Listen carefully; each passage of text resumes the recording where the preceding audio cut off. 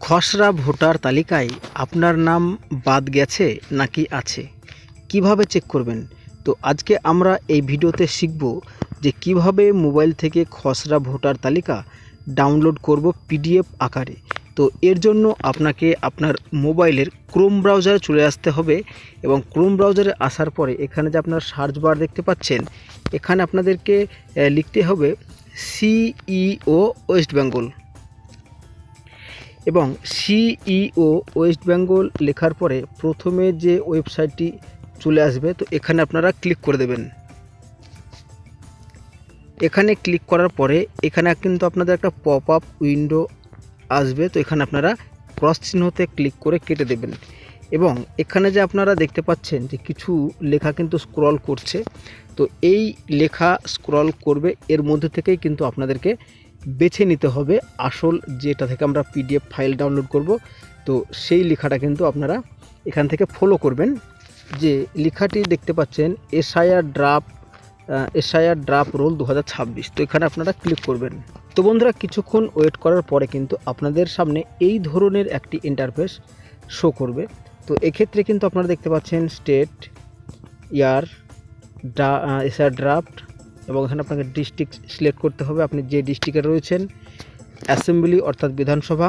তো এগুলো তারপরে ফিল আপ করার পরে এখানে আপনাদেরকে ক্যাপচা কোডটি দিতে হবে। তো চলুন আমরা সমস্ত কিছু ফিল আপ করি। এবং এখানে আমি যেহেতু মুর্শিদাবাদ থেকে ভিডিওটি বানাচ্ছি, তো সেক্ষেত্রে মুর্শিদাবাদ কিন্তু এখানে আমি ফিল আপ করবো এবং আমার এখানে হচ্ছে হরিহরপাড়া বিধানসভা।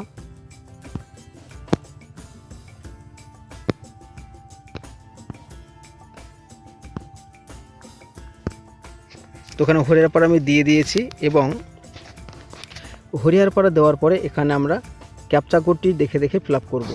ক্যাপচা কোড ফিল আপ করা কমপ্লিট এবং এখানে একটা কাজ রয়েছে যেখানে আপনার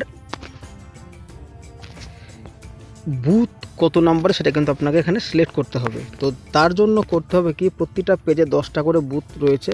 তো আপনারা এই ক্রস চিহ্নতে, এই অ্যারো চিহ্নতে টাচ করে করে আপনি রিফ্রেশ করবেন এবং আপনার বুথ পর্যন্ত আপনি এভাবেই পৌঁছাতে পারবেন। এবং আপনার যখন আপনাদের বুথ খুঁজে পাবেন তখন তার আগে কিন্তু এই চেকবক্সে চেক করবেন। তো এই চেকবক্সে চেক করার পরে কিন্তু আপনারা আবার উঠে যাবেন উপরের দিকে এবং যাওয়ার পরে এখানে দেখতে পাচ্ছেন যে ডাউনলোড সিলেক্টেড পিডিএফ, তো এখানে আপনারা ক্লিক করবেন এবং ক্লিক করার পরে কিন্তু আপনাদের সামনে এরকম অপশান আসবে। আমি যেহেতু ওখানে ডাউনলোড করেছি একবার, তো সেই কারণে বলতে চাইছে আবার ডাউনলোড করবেন। তো হ্যাঁ, আমি আবার ডাউনলোড করলাম এবং ডাউনলোড করার পরে আমি পিডিএফটা কিন্তু দেখতে পাবো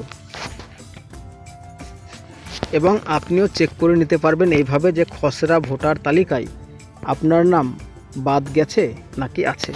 তো আশা করছি ভিডিওটি বুঝতে পেরেছেন। তো কেমন লাগলো অবশ্যই জানাবেন, আর ভালো লাগলে চ্যানেলটিকে সাবস্ক্রাইব করে বেল আইকনটি প্রেস করে দেবেন।